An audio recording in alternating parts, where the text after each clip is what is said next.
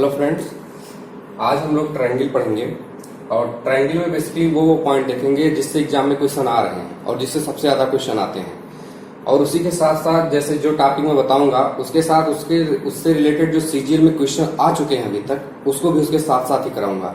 तो इससे आप लोगों को ये थोड़ा नॉलेज हो जाएगा कि कौन से टॉपिक से किस तरह के क्वेश्चन आते हैं। तो देखिए, मैं बेसिकली ट्रायंगल में क्या क्या बताने वाला हूँ। सबसे पहले तो हम बेसिक देखेंगे। बेसिक में जो आपके कोण से रिलेटेड जितने क्वेश्चन आते हैं, परिमाप से, क्षेत्रफल के स्पेशली जो 4-5 टाइप के क्षेत्रफल निकालने का तरीका होता है उस पर जो बेस्ट क्वेश्चन आते हैं हम उसको देखेंगे। फिर आपका साइन रूल, कास रूल और समरूपता, सर्वांग क्षमता, ये देखेंगे हम।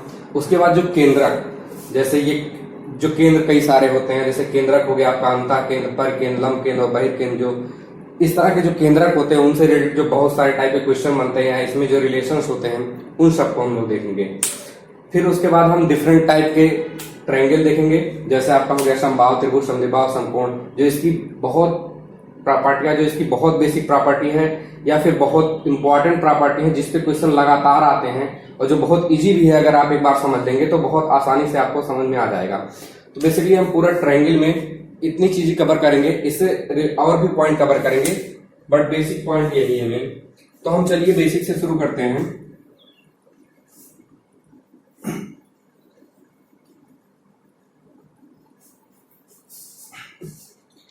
सबसे पहले हम जो है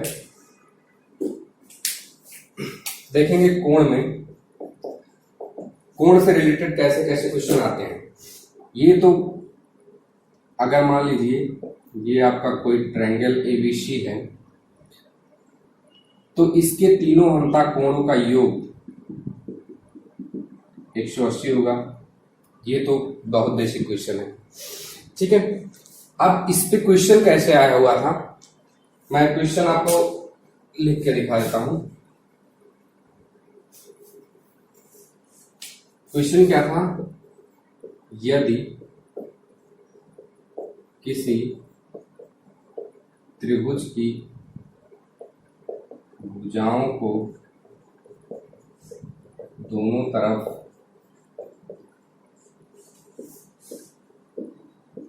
बढ़ाया जाए तो इस प्रकार बने सभी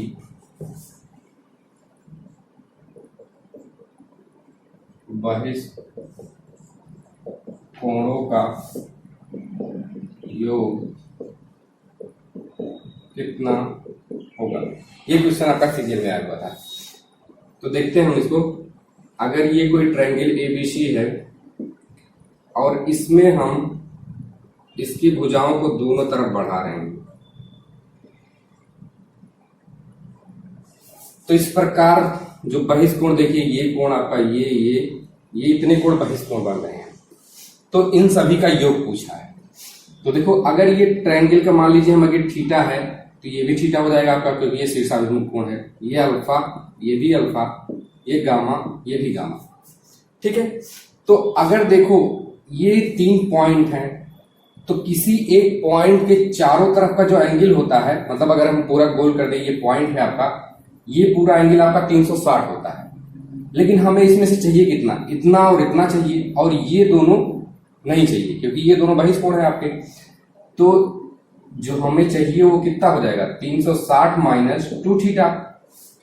ऐसे इसमें कितना हो जाएगा, 360 माइनस 2 गामा।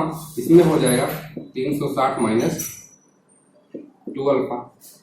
तो टोटल कितना हो जाएगा, 360 गुणे 3 minus 2 alpha plus beta plus gamma. जबकि ये तीनों एक ट्रायंगल के एंगल है तो इसका कितना हो जाएगा, 180। तो 360 माइनस 3 गुणे 3 माइनस 360 बराबर हो जाएगा आपका 720 डिग्री। तो इस प्रकार जो सारे बहिष्ठ कोण बनेंगे उसका योग जो होगा आपका 720 डिग्री हो जाएगा, ठीक है। इतना क्लियर सबको, ठीक है। दूसरी प्रॉपर्टी देखते हैं।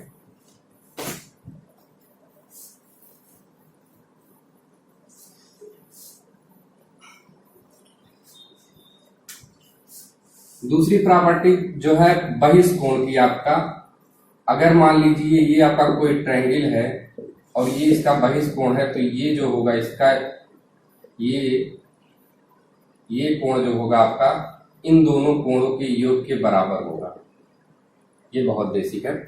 इस पे लेकिन क्वेश्चन कैसे आया हुआ था, कोई त्रिभुज दिया हुआ था ए बी सी, मान लीजिए त्रिभुज है जिसमें ए बी बराबर ए सी दिया था, फिर ए बी भुजा को ए डी तक इस प्रकार बढ़ाया था कि आपका ए सी बराबर ए डी हो जाए, फिर इसके बाद इसको मिला दिया था, फिर पूछा था कि कोण बी सी डी क्या है।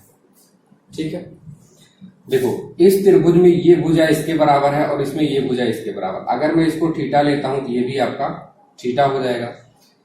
अब जो ये इस त्रिभुज का बहिष्कोण ये है, तो ये कितना हो जाएगा आपका, ये हो जाएगा आपका 2 थीटा। इस त्रिभुज का बहिष्कोण ये है, ये आपका 2 थीटा हो जाएगा। जब ये दोनों भुजाएं इसमें बराबर है, अगर मान लो हम इसको अल्फा लेते हैं तो ये भी अल्फा हो जाएगा, तो इस त्रिभुज में क्या हो जाएगा 2 थीटा प्लस 2 अल्फा बराबर 180, तो थीटा प्लस अल्फा बराबर 90, और थीटा प्लस अल्फा क्या है, ये इसी कोण के बराबर हो जाएगा 90 डिग्री। तो ये आपका क्वेश्चन आया हुआ था। ठीक है, आगे चलते हैं।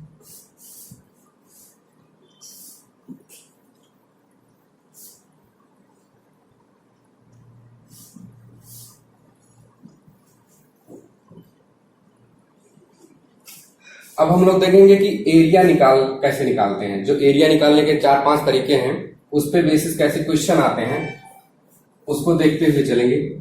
जो सबसे बेसिक तरीका होता है किसी त्रिभुज का एरिया निकालने का, 1/2 आधार गुणे ऊंचाई, ये होता है। दूसरा जो होता है, ये भी सबको पता होगा, ये रोज फार्मूला जो कहते हैं S - B S - C, जहां S बराबर होता है आपका ABC/2, और ABC आपकी त्रिभुज की भुजाएं हैं। ये 2 बेसिक होते हैं, लेकिन इन पे क्वेश्चन डायरेक्टली नहीं पूछ के क्वेश्चन कैसे पूछा जाता है वो हम लोग देखेंगे।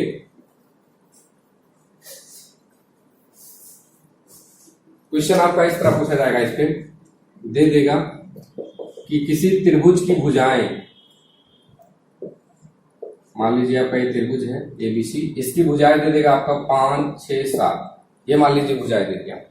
फिर बोलेगा कि AD लंब BC है, तो आपको AD की वैल्यू पूछेगा, AD बराबर क्या। अब देखिए इसको उन दोनों त्रिभुज के फार्मूलों का यूज करके कैसे निकालते हैं इसको। ये आपकी भुजाएं दी हैं, तो त्रिभुज का क्षेत्रफल हम कैसे निकाल सकते हैं, ये रोज फार्मूला से निकाल सकते हैं, S - B S - C से। तो यहां से आपका S बराबर कितना आ जाएगा, 6 + 5 + 7/2, 7 5 12 6 18 बराबर। तो डेल्टा बराबर आपका कितना आ गया, 9, 9 से 6 ये 3 4 2, तो ये आपका आ गया 3 2 और 6, तो 6√6 आ गया। ये आ गया आपका त्रिभुज का क्षेत्रफल। अब देखो दूसरा फार्मूले से हम क्या कर सकते हैं इस त्रिभुज का क्षेत्रफल, डेल्टा बराबर, ये अगर आपका बेस हो जाए और ये हाइट है तो क्या हो जाएगा 7 गुणे AD, ये भी आपका क्षेत्रफल हो गया, ये भी आपका क्षेत्रफल है, इन दोनों को बराबर कर दो, 1/2 गुणे 7 गुणे AD बराबर 6√6। यहाँ से आपकी AD की वैल्यू आ जाएगी, AD बराबर 6×12√6/7। ये आपका इस तरह के क्वेश्चन आते हैं इन दोनों फार्मूलों से। ठीक है, क्लियर है यहां तक सबका। चलिए आगे चलते हैं।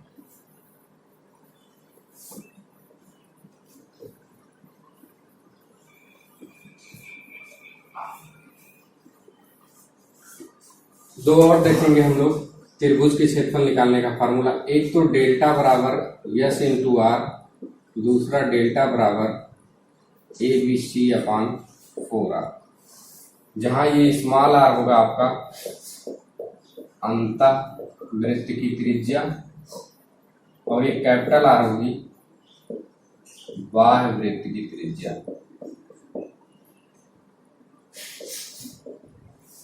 डेल्टा बराबर, और यस आपको पता है, यस बराबर होता है ABC बाई,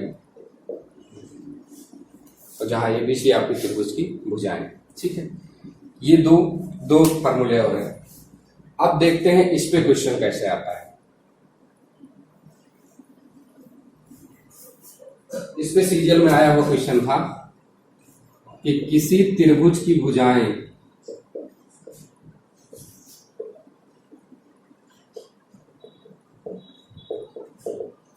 चार अनुपाते 5 अनुपाते 6 तथा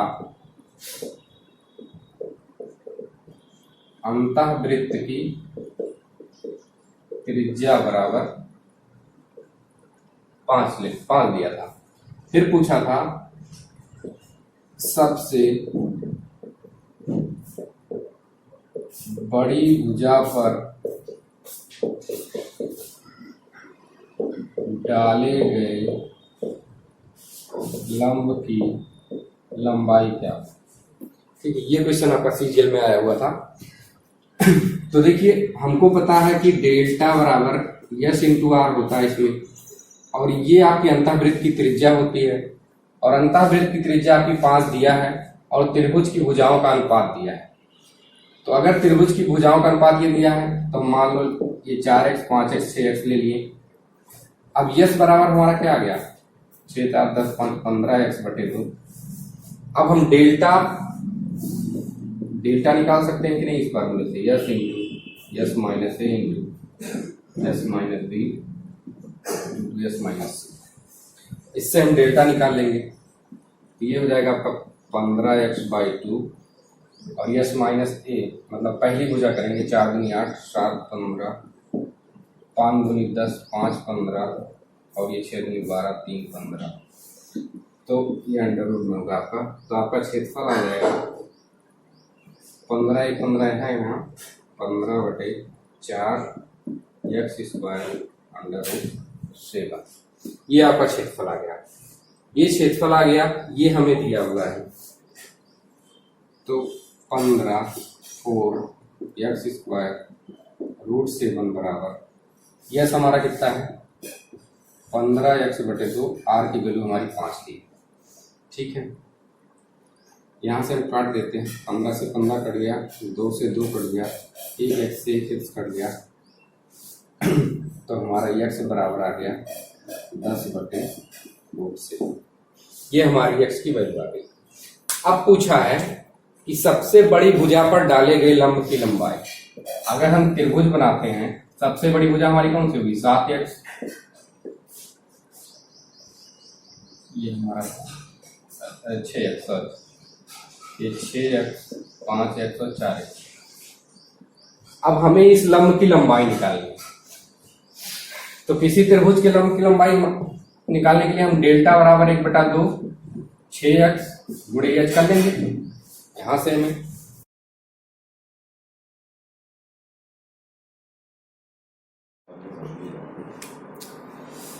तो देखिए डेल्टा की वैल्यू हम यहां से रख देंगे 15 बटे 4 एक्स स्क्वायर रूट 7 बराबर 1/2 6x गुणे h। यहाँ से हो जाएगा 3 3 5 15 5 बटे 4 एक्स से एक्स भी काट देंगे। ये आपका रूट 7 एक्स बराबर h, और x की वैल्यू हम यहाँ पे निकाले हैं, इसमें रख देंगे 5/4 7 गुणे 10/√7 बराबर आपका h। तो इससे ये कट गया और ये आ गया आपका h बराबर आपका आ गया 12.5। ठीक, यहां तक सबका क्लियर? ठीक है,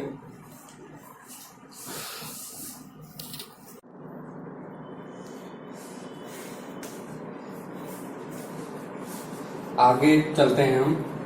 तो एक और तरीका देखते हैं कि त्रिभुज का क्षेत्रफल कैसे निकाला जाता है। ये काफी इंपॉर्टेंट तरीका है, इसका यूज बहुत जगह होता है।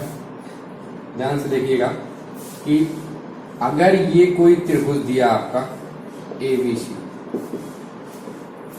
और इसकी दो भुजाएं दी हो, मान लीजिए ये है, ये आपकी सी है, और इसके बीच का कोण दिया हो, तो इस त्रिभुज का जो क्षेत्रफल होगा वो होगा आपका 1/2 दोनों भुजाओं का गुणा ए गुणे सी, और इनके बीच के कोण का साइन ले लेंगे, sine theta 1/2 AC sine theta. ये आपका त्रिभुज का क्षेत्रफल निकलता है इससे। ये काफी इंपॉर्टेंट है, इस पे मैं दिखाता हूँ आपको क्वेश्चन कैसे कैसे आए हुए हैं, काफी अच्छे अच्छे क्वेश्चन बनते हैं इस पे।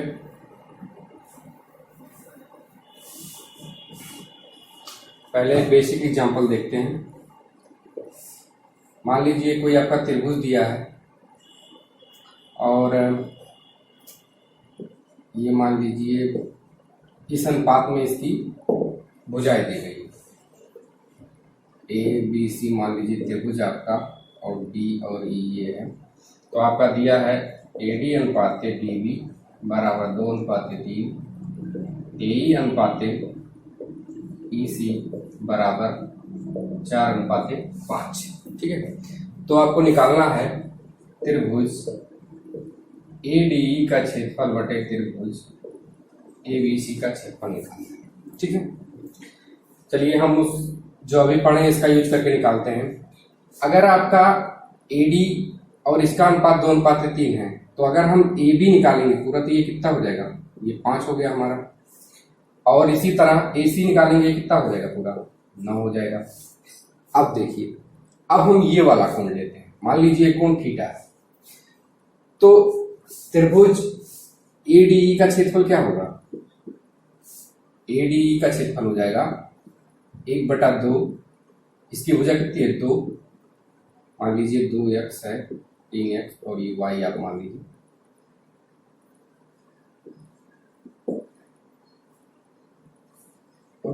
ठीक है, अब देखिए, अब इसका क्षेत्रफल हम हो जाएगा 2x गुणे 4y गुणे साइन ले लेंगे बीच का, ये हो गया, बटे त्रिभुज ABC का क्षेत्रफल हमें चाहिए, ये आपका क्या हो जाएगा 1/2, और ये कितना हो गया, ये आपका हो गया 5x, और ये कितना हो गया 9y गुणे साइन लेंगे साइन थीटा। तो ये आपका कट गया, y से y कट गया, x से x कट गया, 1/2 से 1/2 कट गया, तो ये आपका आ गया 8/45।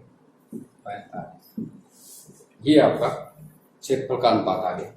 ठीक है, किसी को कोई दिक्कत नहीं होगी इसमें, काफी इजी है, बस यही फार्मूला लगाया गया है, डेल्टा बराबर 1/2 AB साइन थीटा, जहां थीटा इन दोनों के बीच का कोण। ठीक है, आगे चलते हैं, हम देखते हैं इस पे क्वेश्चन कैसे आता है। एक एग्जांपल और लेते हैं।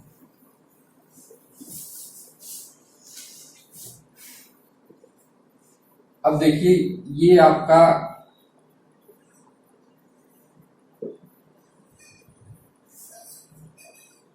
ये दिया है आपका ABODC। अब इसमें आपको ये दिया है आपका AO अनुपात OD बराबर 2:3, और आपका BO अनुपात OC बराबर 3:4। ये आपका दिया गया है।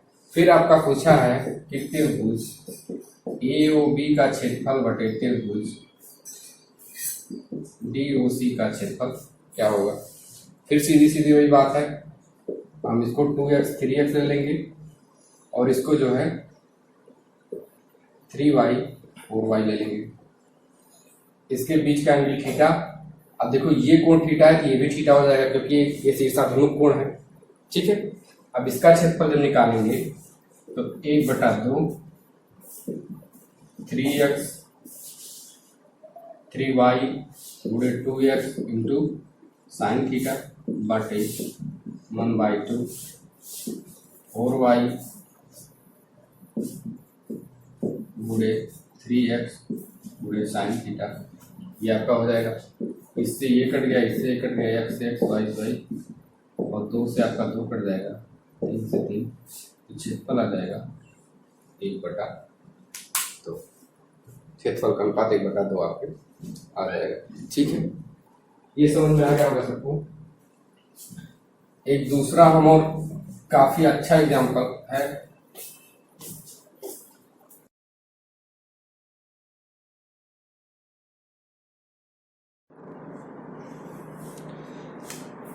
ये आपका क्वेश्चन आया हुआ था कि जिसमें एबीसी एक ट्रायंगल दिया हुआ था और डी ई एफ 3 पॉइंट इस प्रकार दिए हुए थे कि आपका बीडी रेशियो डीसी 2:1 था, एई रेशियो ईसी आपका 3:2 था और एएफ रेशियो एफसी 2:3 था। तो आपको पूछा क्या था, ये पूछा गया था कि त्रिभुज डीईएफ का क्षेत्रफल बटे त्रिभुज एबीसी का क्षेत्रफल क्या होगा, इसका रेशियो पूछा गया था। तो देखिए हम इस वाले फार्मूले का यूज करेंगे क्षेत्रफल वाले निकालने के लिए, और देखिए कितनी आसानी से ये आ जाएगा क्वेश्चन। मान लीजिए हम इसको मान लेते हैं 2x और x और ये 3y और 2y, या ऐसा करो यही मानते हैं कि BD मान लीजिए आपका हो गया 2a और DC आपका हो जाएगा a और AE आपका हो जाएगा 3b और ये 2b और AF जो है 2c और 3c, ये हो गया। अब हम देखिए हमें इस चीज का क्षेत्रफल चाहिए। अगर हम पूरे में से इन तीनों का क्षेत्रफल घटा दें तो हमें इसका क्षेत्रफल आ जाएगा। तो देखिए हम क्या करेंगे कि त्रिभुज AEF का क्षेत्रफल बटे त्रिभुज ABC का क्षेत्रफल, जैसे हमने पिछले क्वेश्चन में किए थे, इसका रेशियो हम आराम से निकाल सकते हैं। कैसे? अगर ये एंगल थीटा हो गया तो क्या हो जाएगा 1/2 3b into 2c sine theta बटे 1/2। ये पूरी भुजा कितनी हो जाएगी 5b, क्योंकि त्रिभुज एबीसी का क्षेत्रफल ले रहे हैं तो इसके लिए पूरी भुजा लेंगे 5b इंटू ये कितनी हो जाएगी 5c साइन थीटा। ये हमारा हो गया, ये कट गया, ये इससे कट जाएगा, b से b, c से c कट जाएगा, ये हमारा आ जाएगा 6/25। ठीक है, इसका आ गया रेशियो। अगर हम इसको बीटा मानते हैं तो इसी तरह हम इसका भी क्षेत्रफल निकाल सकते हैं कि त्रिभुज, मैं यहां लिख देता हूं,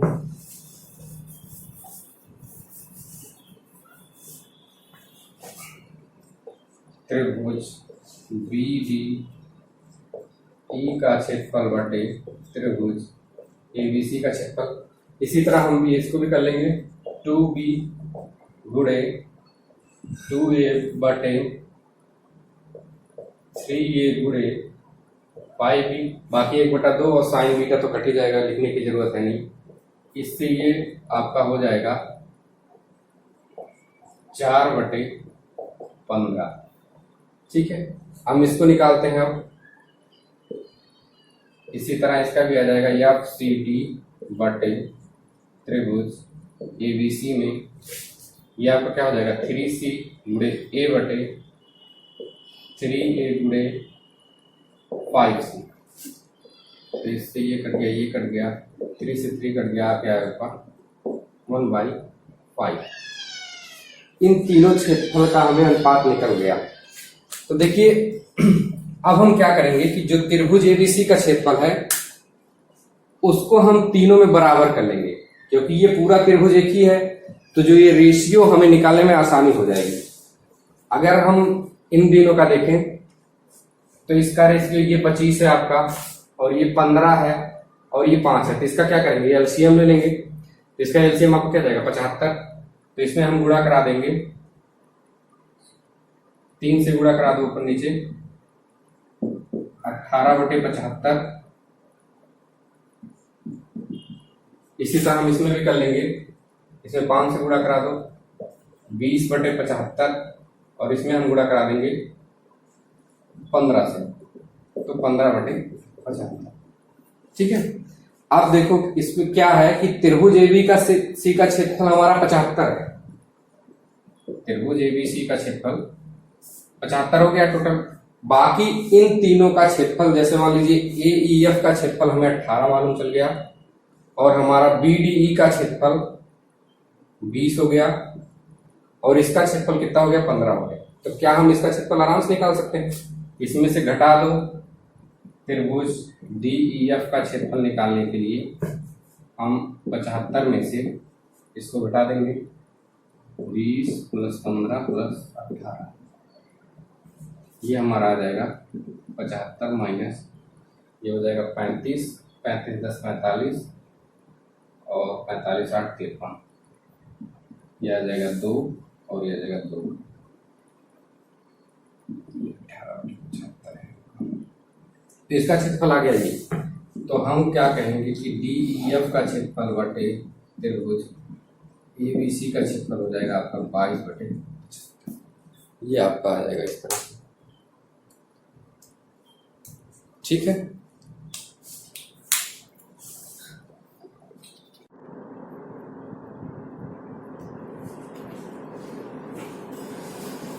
तो एक क्वेश्चन देखते हैं, ये CGL का क्वेश्चन है कि त्रिभुज ABC में आपकी BE और CE कोण समद्विभाजक दिया है। आपका जो BE है ये कोण B का समद्विभाजक है, तो ये आपका B/2 और ये B/2 हो जाएगा। और कोण CE जो है इस त्रिभुज के जो बहिष्ठ कोण है C वाला ACD इसकी समद्विभाजक है। तो अगर हम निकालें ACD, ये आपकी रेखा है और इसका ये कोण आपका C है, तो ये कोण कितना हो जाएगा 180 माइनस कोण C। अब ये इसकी समद्विभाजक है, तो अगर हमें निकालना हो कोण ACE तो ये इसका आधा हो जाएगा इस कोण का 180 माइनस कोण C/2, जिसको हम लिख सकते हैं 90 माइनस कोण C/2। ठीक है, अब जो है हमें निकालना क्या था इसमें कि कोण E की वैल्यू चाहिए थी। कोण E की वैल्यू के लिए अगर हम इस त्रिभुज में देखें EBC में, तो अगर हमें ये कोण पता चल जाए और ये पूरा कोण पता चल जाए तो इसकी वैल्यू निकाल सकते हैं। अब हमें ACE पता चल गया है और ये कोण हमें पता है कि ये कोण C है, तो ये पूरा कोण कितना हो जाएगा, कोण BCE कितना हो जाएगा आपका 90 माइनस C/2 प्लस C, जो कि आ जाएगा 90 प्लस C/2। अब हम कोण निकालते हैं, कोण E बराबर आपका क्या हो जाएगा 180 minus D/2 plus 90 plus C/2, ये आपका हो जाएगा 90 माइनस D प्लस C/2, ये हमारा आ गया। अब देखो इसकी वैल्यू हमें निकाल सकते हैं यहां से, जो कि A plus D plus C बराबर 180 है, क्योंकि ये एक त्रिभुज के कोण है। तो अगर हम इसको 2 से डिवाइड कर दें, कोण A/2 plus B/2 plus C/2 बराबर 90 हो गया। तो A/2 आपका क्या आ गया 90 माइनस B/2 प्लस C/2। यहां से हम देखते हैं कि आपका जो कोण E आ गया वो A/2 आ गया। तो ये आप डायरेक्ट भी याद रखिए कि अगर किसी त्रिभुज के जो आधार है उसके एक कोण की अंतः समद्विभाजक और एक कोण की बाह्य समद्विभाजक एक दूसरे से E पर मिलते हैं, तो जो E की वैल्यू होती है वो तीसरे कोण का आधा होता है। ये आपका डायरेक्ट याद रखिए तो ज्यादा सही रहेगा, वैसे निकालने का तरीका ये है। ठीक है, क्लियर है यहां तक? आइए हम एक एग्जांपल और लेते हैं।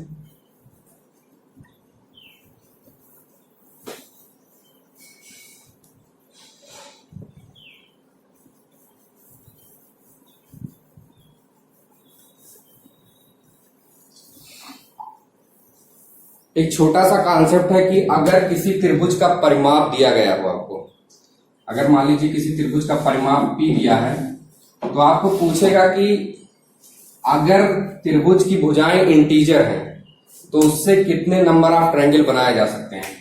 मान लीजिए किसी की भुजाएं 10 हो, मान लीजिए किसी का परिमाप दिया आपका 10, तो अब वो पूछेगा कि त्रिभुज की भुजाएं इंटीजर में है, मतलब आप उसको आप 3 रखिए, 4 रखिए और फिर 3 रखिए, ऐसे करके आप कितनी त्रिभुज इससे बना सकते हैं। देखिए ऐसे गिनने में तो गिन सकते हैं, लेकिन अगर P की वैल्यू बड़ी दे दी तो गिनने के लिए बहुत टाइम लगेगा और कोई छूट भी सकता है। तो इसके लिए एक डायरेक्ट फार्मूला है कि अगर परिमाप आपका P दिया है तो नंबर ऑफ ट्रायंगल कितने होंगे, वो आपका होगा P²/48, जहां P जो है एक इवन नंबर है और P+3²/48 जहां P आपका ऑड नंबर है। ठीक है, ये आपके नंबर ऑफ ट्रायंगल इससे बनेंगे। और ये इसमें खास पॉइंट ये ध्यान रखना है कि जब भुजाएं आपकी यहां पे भुजाएं आपकी जो है पूर्णांक में है, मतलब उनकी वैल्यू आपकी पूर्णांक में होनी चाहिए, नहीं तो फिर तो इनफाइनाइट नंबर ऑफ ट्रायंगल बन सकते हैं। अब देखो इसमें ये कोई जरूरी नहीं कि हमेशा नंबर ऑफ, जैसे मान लो कि हमने p की वैल्यू 10 ले ली, अब हम नंबर ऑफ ट्रायंगल निकालते हैं 10 × 10/48, ये आपका आएगा 2 पॉइंट समथिंग करके आएगा 2.2 या ऐसे कुछ मान लो। तो हमें क्या करना है कि जो नियरेस्ट इंटीजर होगा, नियरेस्ट इंटीजर का मतलब जैसे मान लीजिए 2.2 है तो हम इसको 2 ले लेंगे। अगर 2.5 से ज्यादा गया, मान लीजिए 2.6 आ जाए, तो हम क्या ले लेंगे कि इसकी वैल्यू ले लेंगे 3, मतलब नियरेस्ट इंटीजर में राउंड ऑफ कर लेंगे इतना। ठीक है, ये आपका एक छोटा सा कॉन्सेप्ट था, मान लीजिए कभी आ गया। ठीक है, क्लियर है? ठीक है, इरेज करते हैं इसे।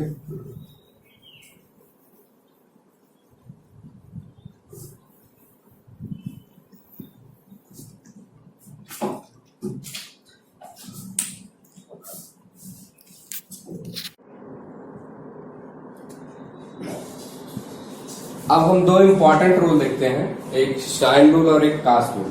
तो जो शाइन रूल आपका, हम सबसे पहले शाइन रूल देखते हैं। शाइन रूल आपका ये कहता है कि अगर ये मान लीजिए कोई त्रिभुज एबीसी है, तो जो शाइन रूल होता है वो होता है आपका साइन ए अपान, अगर ए के सामने की भुजा ए, इसके बी, इसके C, sine A upon sine B, sine B upon B, और ये साइन सी अपान सी। ये आपका साइन रूल होता है। अब इसका यूज कहाँ आता है, जैसे मान लीजिए आपको कोई ऐसे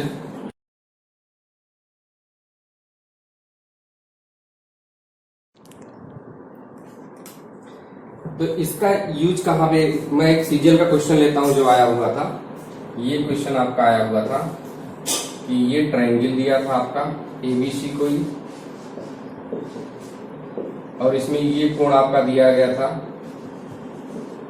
π/6 करके दिया था, क्या दिया था, 60 दिया था, 60 दिया था। इसके सामने की भुजा 3 और ये 4 दिया हुआ था।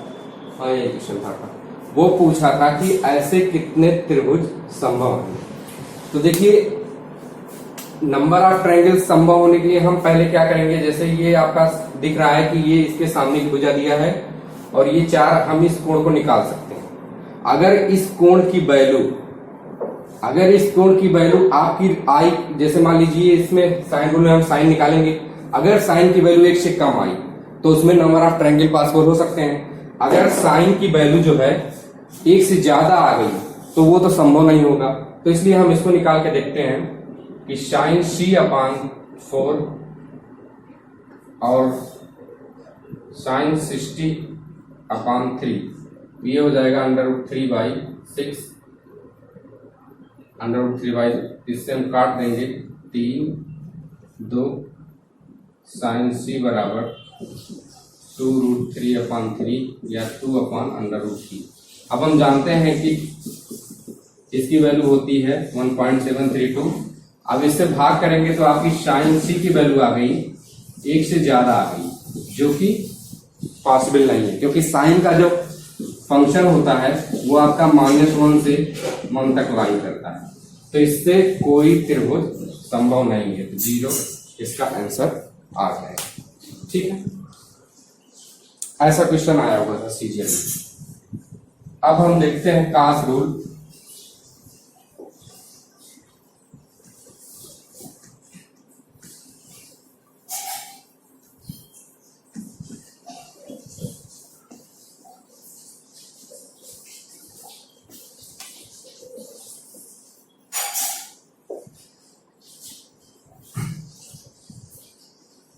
कास रूल में आपका होता है कि अगर आपके त्रिभुज की तीनों भुजाएं दी गई हैं और एक कोई कोण दिया है तो उस स्थिति में हम लोग कास रूल लगाते हैं। ठीक है, तो अगर मान लीजिए मुझे इस कोण ए का कास रूल लगाना है तो मैं क्या लिखूंगा, कास ए इक्वल टू बाकी दोनों का स्क्वायर और फिर जो इसके सामने की भुजा है उसको घटा दूंगा, बाकी ये 2 गुना करके इसको लिख दूंगा।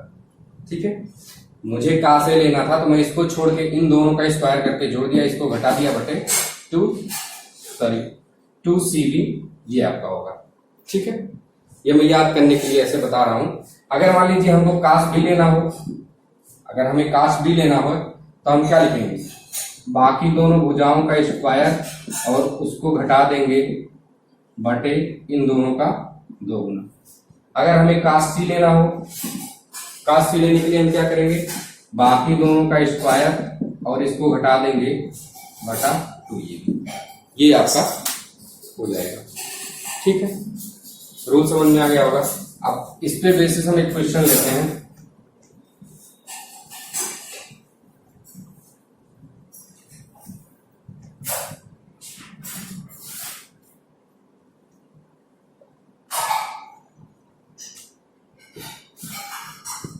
ये क्वेश्चन आया हुआ था सीजीएल में। ये आपका चक्रीय चतुर्भुज कोई दिया था जिसमें 2 दिया था, आपका 2 भुजाएं दी हुई थी। ये भुजा दी थी 8, ये 5 और इनके बीच का कोण दिया हुआ था 60।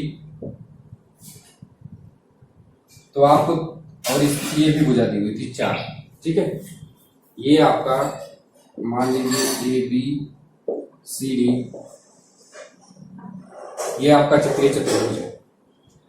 ABCD आपका चक्रीय चतुर्भुज है। ये 3 भुजाएं दी हैं, एक कोण दिया है, तो आपको DC की वैल्यू निकालनी है।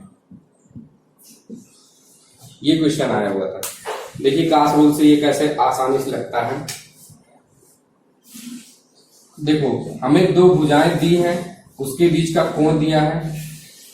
अगर मान लीजिए हम इसको मिला देते हैं, BD को हम मिला दिए, ठीक है, तो अब हम इसमें कास रूल लगाते हैं। हमें एंगल पता है कास 60, कास 60 लेने के लिए इसका स्क्वायर 5 का स्क्वायर प्लस 8 का स्क्वायर माइनस BD का स्क्वायर बटे 2 इंटू 5 इंटू 8। ठीक है, 2 इंटू 5 इंटू 8, ये समझ में आया। इसका स्क्वायर प्लस इसका स्क्वायर माइनस इसका स्क्वायर इंटू 2 इंटू 8। यहां से हमें BD की वैल्यू मालूम चल जाएगी। ठीक है, यहां से हम BD की वैल्यू कुछ निकाल लेंगे। आप BD की वैल्यू कुछ फाइंड कर लेंगे। मान लीजिए आपकी BD वैल्यू x आ गई। ठीक है, मैं ऐसे रख देता हूं।